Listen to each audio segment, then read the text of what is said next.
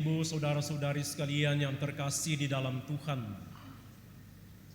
apakah Anda pernah mengalami badai dalam kehidupan?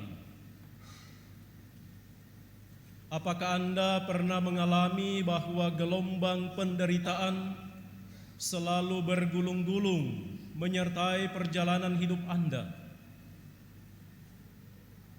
Dan ketika Anda mengalami badai kehidupan itu, apakah Anda pernah bertanya, di mana Yesus? Di mana Yesus ketika Anda mengalami beratnya gelombang badai kehidupan? Padahal Anda rajin berdoa. Anda biasa dan sering merayakan Ekaristi. Anda aktivis dan pengurus gereja.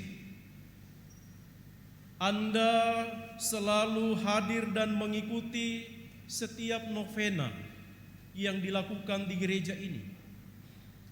Tapi mengapa ada badai kehidupan? Saudara-saudari, murid-murid sendiri pun yang sudah berada bersama dengan Yesus dalam perahunya masih berjumpa dengan gelombang di tengah jalan, di tengah laut.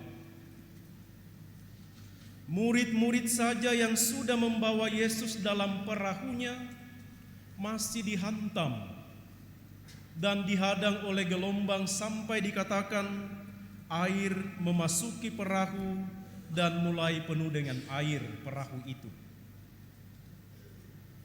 Tetapi Injil Markus mencatat, saudara-saudari, ternyata Yesus tidur saja, tidur enak-enak di buritan, pakai bantal pula. Saudara-saudari, yang bisa tidur nyenyak itu berarti orang-orang yang merasa tidak ada beban kehidupan. Apakah Anda tidur nyenyak seperti Yesus pakai bantal dalam kehidupan ini? Atau Anda selalu terjaga, tidak bisa tidur karena besok pikir ini, besok kerja ini, apa beban ini, terlalu banyak beban, sehingga tidak bisa tidur? Saudara-saudari, Yesus mengingatkan kita karena Yesus sungguh yakin dan percaya bahwa Allah Bapanya di surga menyertai dia dan murid-muridnya, maka perjalanannya dia anggap biasa saja.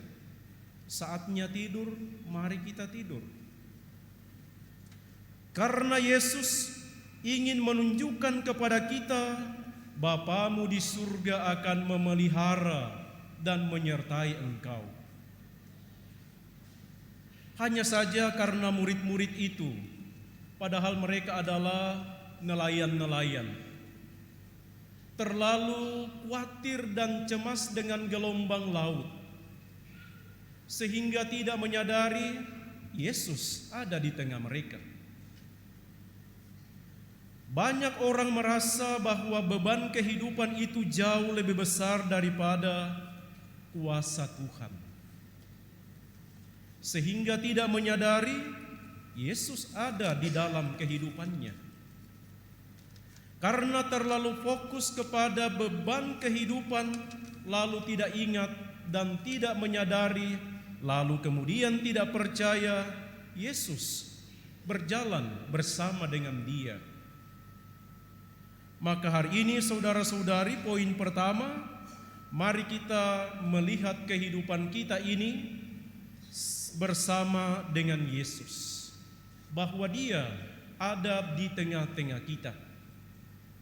Dan kalau kita berjalan bersama dengan Yesus, mari kita istirahat kalau waktunya istirahat.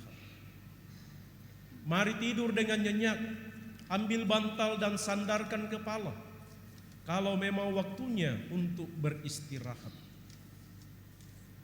Poin kedua, saudara-saudari, ketika murid-murid mulai berseru membangunkan Yesus, Yesus tidak tetap tidur, tetapi dikatakan Yesus pun bangun, membentak angin itu dan berkata kepada danau itu, diam, tenanglah.